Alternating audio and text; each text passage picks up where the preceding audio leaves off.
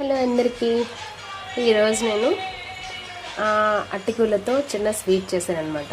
ఇది కూడా నేను మొన్న బోర్ కొడుతుంటే ఊరికే యూట్యూబ్ వీడియోస్ చూస్తూ చేశాను. కాకపోతే వాళ్ళు షుగర్కి బదులు బెల్లం వేశారనమాట. నేనైతే షుగరే వేసాను, బెల్లం లేదని చెప్పేసి.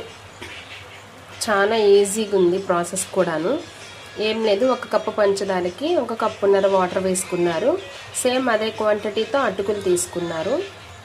అటుకుల్ని లైట్గా గీలో రోస్ట్ చేశారనమాట. సో ఎండు కొబ్బరి కానీ పచ్చి కొబ్బరి కానీ ఉంటే దాన్ని కూడా మిక్సీ పట్టేసుకొని మిక్సీ పట్టేసుకొని దాన్ని ఇది పాకం వస్తుంది కదా, వచ్చిన దాంట్లో అటుకులు వేసేయాలన్నమాట. ఆ అటుకులతో పాటు ఎండు కొబ్బరి కూడా వేసేయాలి. అండ్ నెక్స్ట్ ఒక 15 మినిట్స్ అలా, అంటే ఆ వాటర్ క్వాంటిటీ అంతా దీనికి పట్టినంత వరకు ఉంచుకోవాలి.